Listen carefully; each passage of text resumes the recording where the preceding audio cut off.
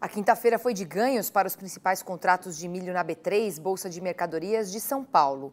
Isso por causa de preocupações com o clima, com poucas chuvas previstas para o Brasil nos próximos dias. Assunto para o quadro Commodities e Foco de hoje, que conta com a participação do consultor de mercado Alberto Pessina.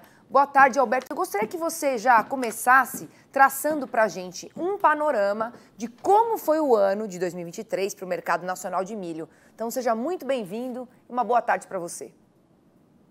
Tudo bom, Priscila? Tudo jóia. Obrigado pelo convite mais uma vez de vocês aqui. Bom, vamos lá. Bom, o ano, a safra do ano passado foi recorde aí, né? Com uma produção que fez com que os preços caíssem muito, bateram aí em São Paulo, né? Campinas, os contratos chegaram a R$ 53 aí, né? E prejudicou, trouxe um prejuízo para muitos produtores que acreditavam em preços maiores. Então, a safra passada trouxe um estoque grande aí de milho, né? E agora nós estamos começando já a sofrer, a vivenciar já as expectativas da próxima safra, que tem um viés climático mais complicado aí, né? E qual que é a expectativa em relação às margens de lucro para essa segunda safra de milho, né, que tem muita expectativa justamente porque é a maior safra aqui do Brasil? Perfeito. Bom, primeiro, vamos dividir aí em duas safras, né? A primeira safra, que é a safrinha, né?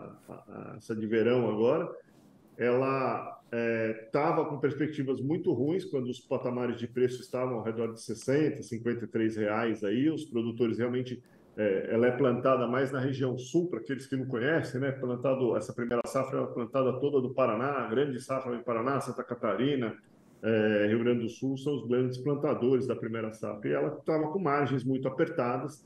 Produtores, então, reduziram sua produção, reduziram a área plantada, migraram esse interesse de plantar para as áreas de soja e plantaram menos.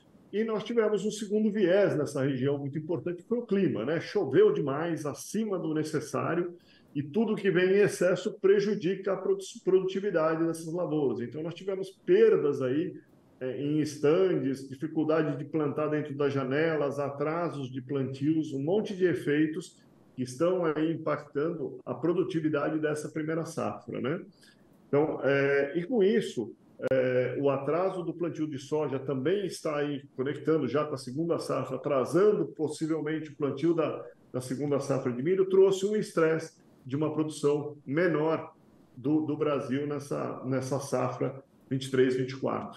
E isso fez com que os preços dessem aí uma subida forte, saíram aí de um patamar de 53, já estão aí em Campinas, você já encontra R$ 69.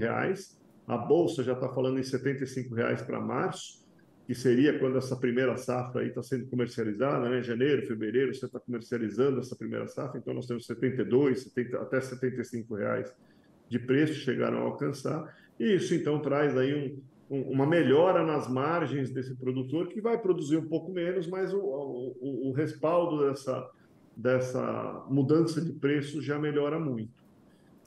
Acoplado a isso, Priscila, tem um cenário global aí, em commodities energéticas, que a gente chama, né?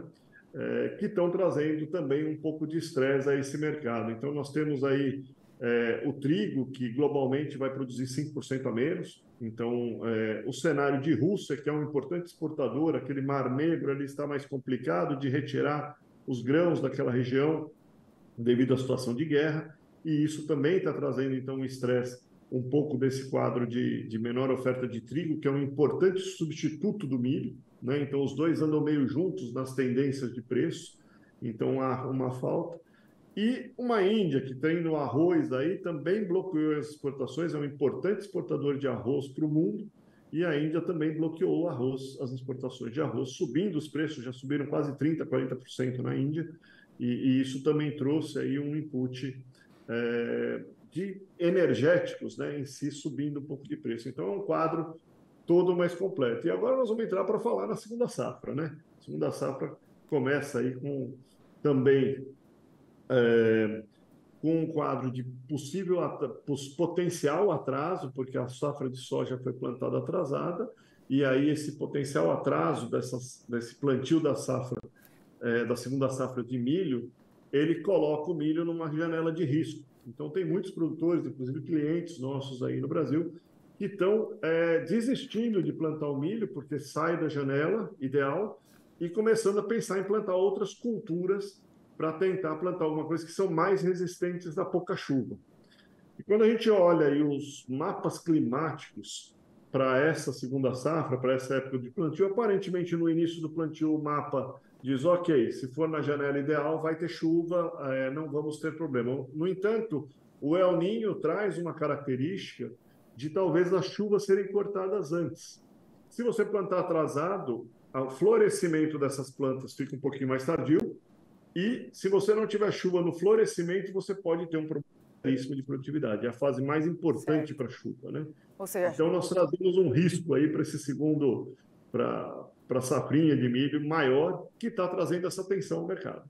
chuvas que cortam antes, né? Plantio que é feito mais tarde. Isso tudo a gente vai ver o ano que vem. Obrigada, viu, pela sua participação. Feliz ano novo para você. Tá, joia. Muito obrigado, Priscila. Um feliz ano novo para vocês também, para toda a audiência aí.